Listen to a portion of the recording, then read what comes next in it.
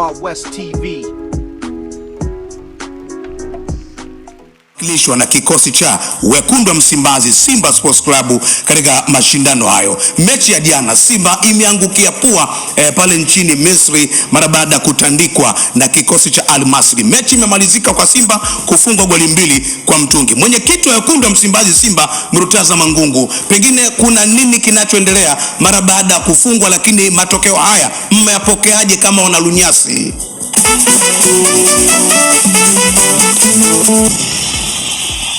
Kwa kweli tunashukuru Mungu kwamba mpira umeisha katika dakika hizo, na kwa bahati nzuri hatukupata injuries. Zaidi ya hapo, ukiangalia mchezo, dominance yetu sisi ilikuwa ni kubwa sana, na ni bahati mbaya sana tumekosa magoli mengi ya wazi, na hii inatokana labda tumetengeneza nafasi nyingi lakini hatukuwa na bahati ya kupata magoli. Naamini kabisa mwalimu na benchi la ufundi watakuwa na nafasi ya kuweza kufanyia kazi mapungufu yaliyojitokeza leo. Hii timu tuna uwezo wa kuifunga nyumbani. Hata hapa tulikuwa na uwezo wa kufunga, lakini kwa bahati mbaya tu maamuzi nayo vile vile yalikuwa yako na yanauma upande mmoja. Lakini kwenye michezo hii kiafrika tunakubaliana na hilo, na tunawasubiri waje nyumbani na sisi tuje kucheza nao, tuone na sisi tutautumiaje uwanja wetu wa nyumbani. Jambo kubwa kwa washabiki, wapenzi, wanachama na wote wenye kuitakia heri Simba ni kuweka nguvu ya pamoja na kufanya maandalizi ya nguvu kukabiliana na wao. Hii ni timu ambayo tunaweza kabisa tukaitoa na tukaendelea kwenye hatua inayofuata. Simba haijawahi kuwa na moyo wa kukata tamaa. Kwa mara ya mwisho tulivyocheza robo finali, kama mnakumbuka, tulipoteza mechi kwa kufungwa goli 1. Lakini pia tumeshaenda kucheza na Kaizer Chiefs, walikuwa na timu nzuri, tulipoteza kwao goli 4. Tulivyokuja Dar es Salaam tukapata goli 3. Kwa hiyo ni rahisi sana kwa hawa nao, tukijipanga vizuri, kupata goli zaidi ya 3 na ikiwezekana mara 2 ya hizo 3, kwa maana ya 6, na tukaingia kwenye hatua inayofuata. Maandalizi ya mechi hii yalishaanza, kwa hiyo tunaendelea pale tulipoishia, na kwa maana kwamba tutakaporudi Dar es Salaam tutakuwa na nafasi nzuri ya kufanya marekebisho kwenye maeneo ambayo yalikuwa yanaonekana na itilafu. Mechi hii kwa wote walioshuhudia, kulikuwa na maamuzi ya ajabu kidogo. Sasa kwa wenzetu hawa wana mambo mengi ambayo wanayafanya ndani ya mpira. Sisi tunawashukuru kwa hili walilotufanyia, lakini na sisi tunawakaribisha waje kukutana na ukarimu wetu nyumbani. Kila mmoja awe tayari kuhakikisha kwamba anapambana kwa ajili ya Simba kuingia katika hatua inayofuata.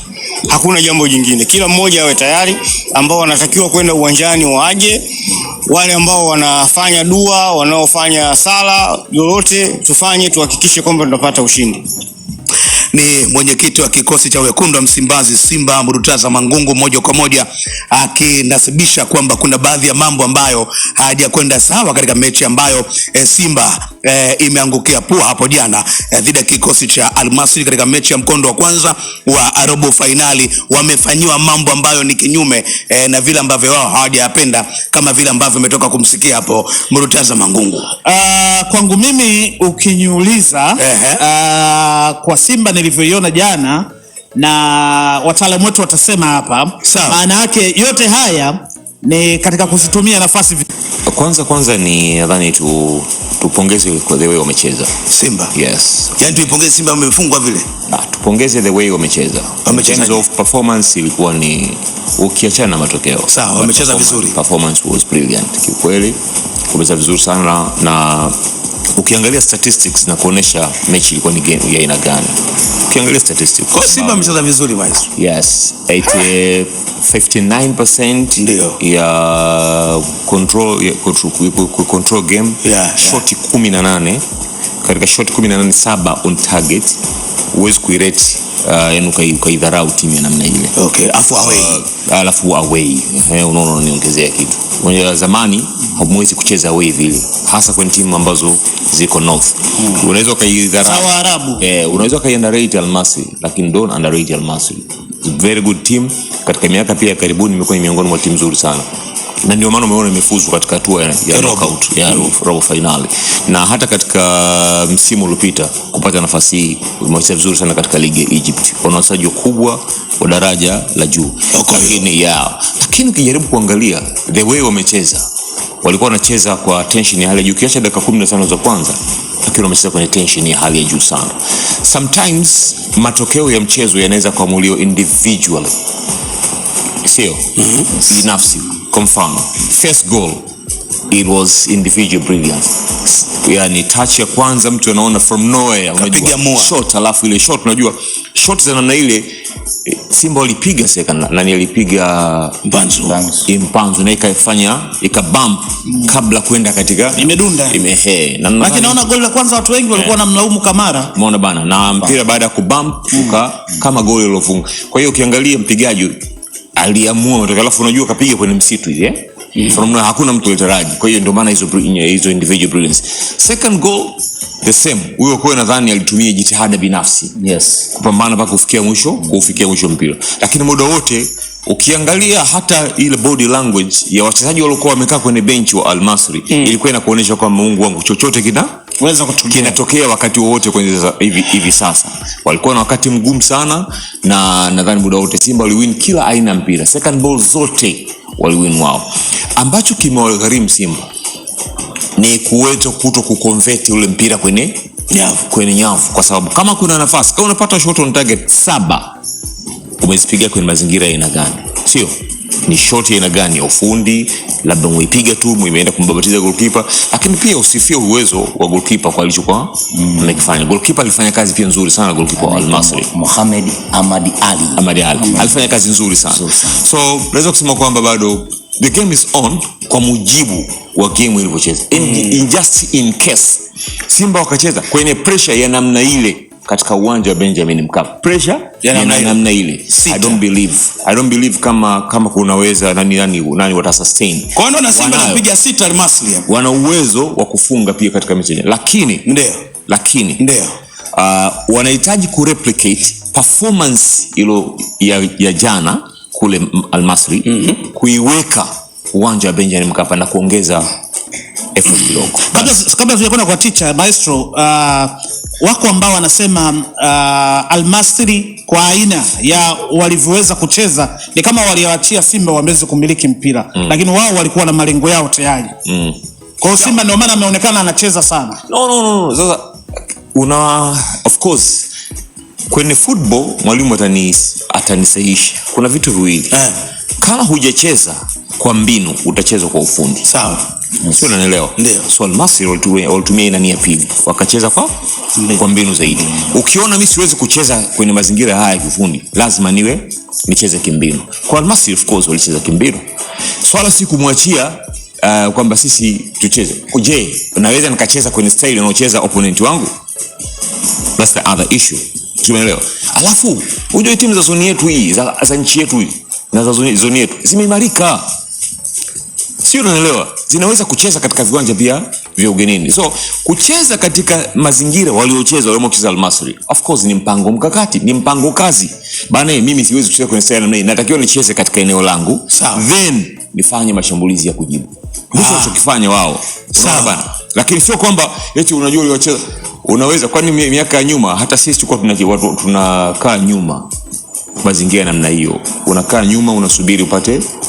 Kwa tuseme tupongeze kitendo cha kuruhusu sasa kufanya usajili wa wachezaji wa kigeni. Of course wametusaidia sana. Wametusaidia sio kidogo. Hata kwenye miaka hii ambayo timu zetu zimecheza kwenye quarter finals, asilimia kubwa ni mchango wa kuruhusu wachezaji wa mentality mbalimbali kwa wachezaji mbalimbali kutoka Simba. Kwa sababu hata wachezaji wetu wa Kitanzania hivi, do we believe kama wameimarika kupita kiasi kwa hivi sasa kwa changamoto ambazo wanazipata, lakini sio changamoto, kwa ushindani wanaopata week in week out in terms of mazoezi ya wenyewe kwa wenyewe wanakutana nao hawa, lakini pia kwenye games za ligi ambazo wanakutana na timu nyingine.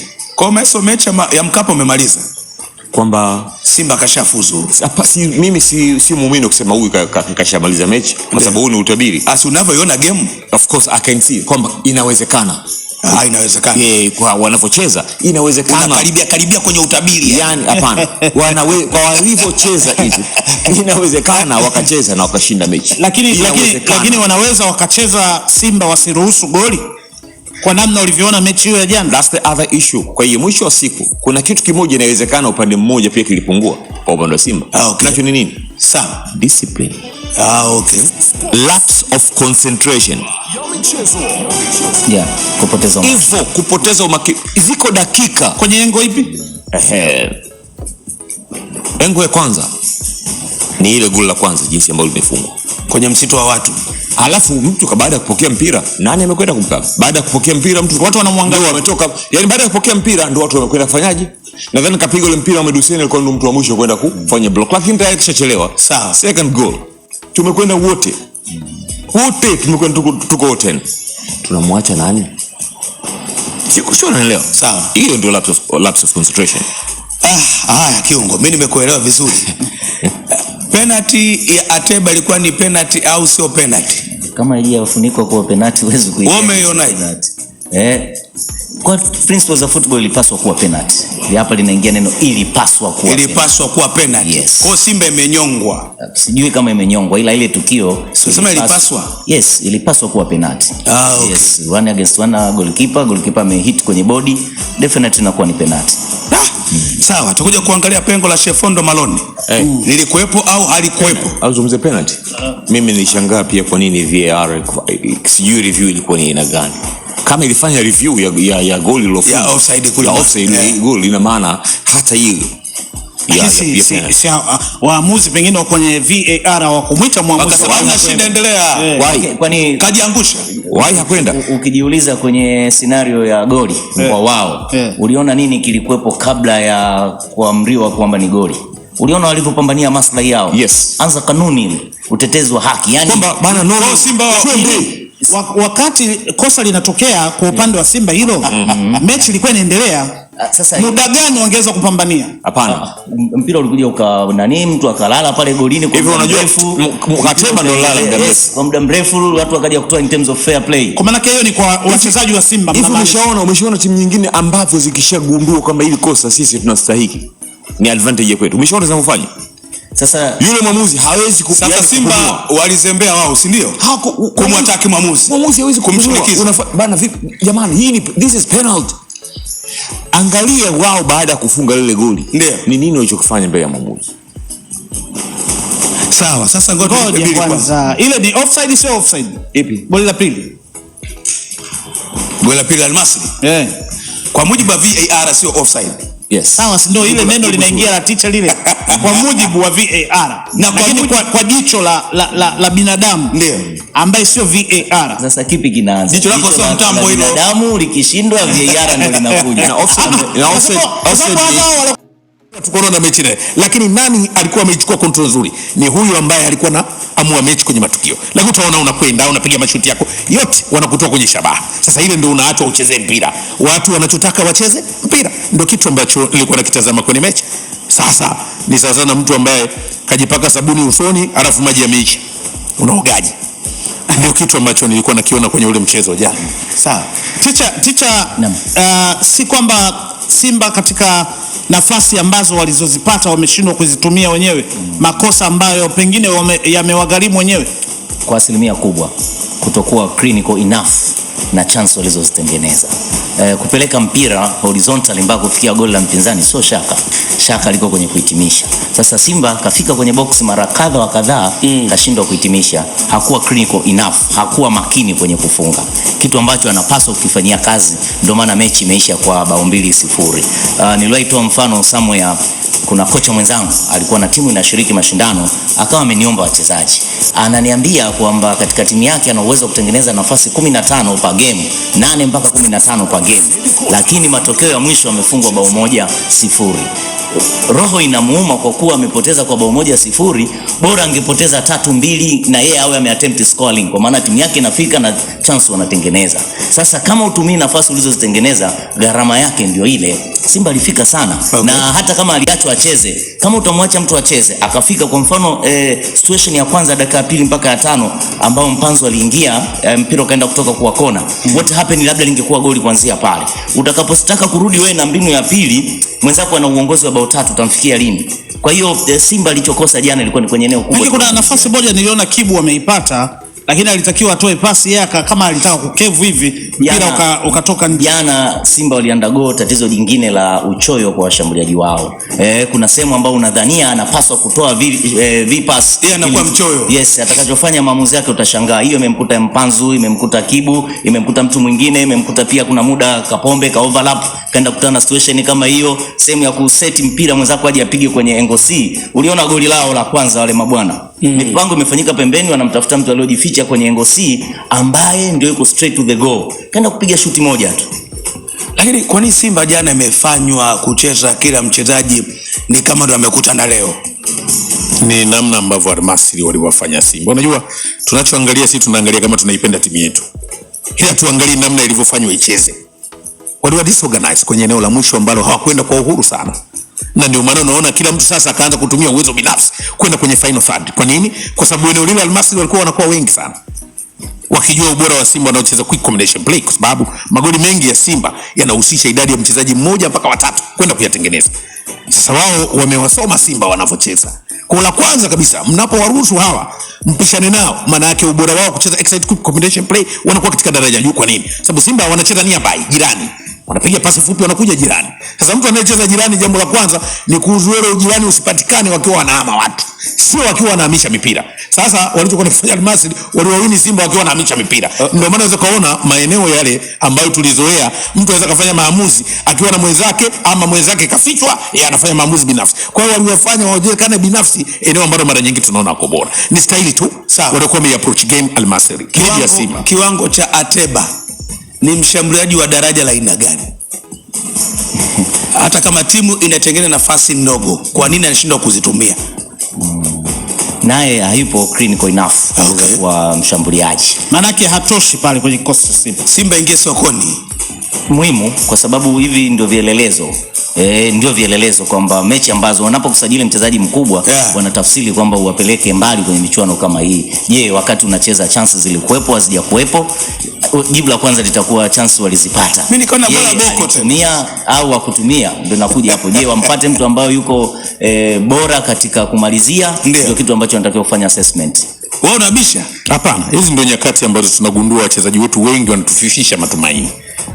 Wanafifisha sana matumaini wakati huo. Ndio kipindi ambacho tunaanza kukumbuka kwamba tuna wachezaji wana madaraja ya kawaida, mediocre player. Wale wachezaji ambao wana madaraja ya kawaida. Hapa hata kwa Mkapa tukirudi kusema haya. Ndio kipindi tunapojuaga kwamba tuna wachezaji sio wa tabaka la Afrika. Rudi Almasri zile nafasi walizotumia. Anafunga magoli kwenye disjointed sides ambako sisi ndio wachezaji wetu hawezi kufanya vile. Ndio nasema hiki ndio kipindi ambacho tukikumbuka tunagundua tuna wachezaji wa tabaka la kawaida la kati la Afrika. Wakati kama hizi kuamua mechi mnatengeneza nafasi nyingi hadi kufunga hao hizo. Kwa hiyo unasema Ateba hatoshi. Sasa bado tukua safu ya ushambuliaji timu zote Yanga, Simba. Hatua kama hizi ndio tunagunduaga hapa tuna washambuliaji wa kawaida. Jana wewe unasema umeingia final third end, kwani kwenda final third ndio ushindi? Tumia nafasi. Wale wameenda mara chache. Kipindi cha pili Simba wamepiga mashuti 18. Wale wamepiga mashuti mangapi? Afikishi mawili. Bwana, kuna mtu anaitwa Fisto Kalala Mayele. Assalamu alaikum. Bwana, hakikisha tu kwamba unatumia Halotel kama vile ambavyo mimi ninavyo. Bwana, dakika 90 za robo finali ya kwanza michuano ya kombe la shirikisho barani Afrika za wenyeji Almasri dhidi ya wageni Simba Sports kutoka nchi ya Tanzania zinamalizika kwa kikosi cha Simba kupokea kipigo cha goli 2-0. Na katika mchezo huo kumekuwa na matukio kadha wa kadha ambayo Simba Sports wanaona moja kwa moja walionewa, na sisi pia watazamaji, wadau na wapenzi wa soka tunaona moja kwa moja mwamuzi hakuyatafsiri vile ambavyo alistahili kuyaamua. Ishu ya penati Simba Sports kunyimwa baada ya Lionel Ateba kuchezewa madhambi na golikipa Gadi wa kikosi cha Al Masry katika eneo la penalty box, lakini hakuna VAR iliyotumika, hakuna mwamuzi ambaye aliweza kutoa maamuzi yaliyokuwa sahihi, na mwisho wa siku Simba Sports akanyimwa penalty hiyo ambayo endapo angeipata ingekuwa inamrahisishia Simba kuelekea mchezo wao wa marejeano dhidi ya Al Masry katika dimba la Mkapa jijini Dar es Salaam. Lakini Simba wao baada ya mchezo huo, baada ya matokeo hayo, baada ya kunyimwa penalti na matukio mengi ambayo yalionyesha Simba Sports kuminywa, Simba Sports wao wana imani kwamba bado wapo vizuri, wana imani kwamba bado wana uwezo wa kuwatoa Al Masry na kusonga katika hatua ya nusu finali katika mchezo wa marejeano utakaopigwa jijini Dar es Salaam siku ya tarehe 9 ya mwezi huu wa 4, huku Simba Sports wakiamini kwamba hii wanavuka, wakienda na kauli mbiu yao kwamba hii tunavuka kuelekea katika hatua ya nusu finali baada ya kukosa nusu finali kadhaa na kuishia katika hatua ya robo finali. Safari hii wamejitanabaisha, safari hii wameamua, safari hii wanapambania waweze kuvuka katika hatua hii ya robo finali na kwenda katika hatua ya nusu finali. Lakini kwa matumaini na kwa mtazamo na kwa namna ambavyo Simba huwa anacheza katika dimba la Mkapa na kwa namna Simba walivyomsaka Al Masry kule Misri, tuna imani kama wa Tanzania, tuna imani kama wadau wa soka, Simba Sports anakwenda kufuzu katika hatua ya nusu finali kwa kuondoa Al Masry kutokana na aina ya mchezo ambao huwa anacheza akiwa katika dimba la Mkapa jijini Dar es Salaam. Simba huwa anapeleka sana moto. Simba hawa kwa Mkapa ni wa moto sana. Nikukumbushe tu katika hatua ya makundi kule nchini Algeria, Simba Sports alipigwa goli 2-1 dhidi ya Constantine, lakini aliporejea hapa jijini Dar es Salaam Simba Sports akaweza kuwapiga Constantine goli 2-0. Kwa hiyo ingekuwa ni kama hatua ya mtoano, basi Simba Sports angesonga mbele kwa aggregate ya goli 3-2. Kwa hiyo haimpi shida Simba kupata magoli zaidi ya 2 katika dimba la Mkapa jijini Dar es Salaam. Kwa hiyo kwa namna ambavyo tumeona Simba amecheza, amefight katika mchezo dhidi ya Al Masry kule Misri, tutegemee mazuri, tutegemee kuona Simba akienda katika hatua ya nusu finali baada ya miaka mingi kuishia katika hatua ya robo finali, akicheza robo finali 6 klabu bingwa barani Afrika, lakini pia akicheza robo finali hii ya pili katika kombe la shirikisho barani Afrika, lakini katika robo finali zote hakuwahi kufanikiwa kufuzu katika hatua ya nusu finali. Lakini robo finali za hivi karibuni alicheza dhidi ya Kaizer Chiefs, lakini pia Orlando Pirates. Dhidi ya Kaizer Chiefs alipigwa goli 4-0 kule nchini Afrika Kusini, lakini alipofika jijini Dar es Salaam akashinda goli 3-0. Kwa hiyo akatoka kwa aggregate ya goli 3-2. Lakini pia dhidi ya Orlando walitoka 1-1, akatolewa kwa mikwaju ya penalti. Tunakumbuka mkwaju wa Henock Inonga Baka aliyekosa mkwaju huo.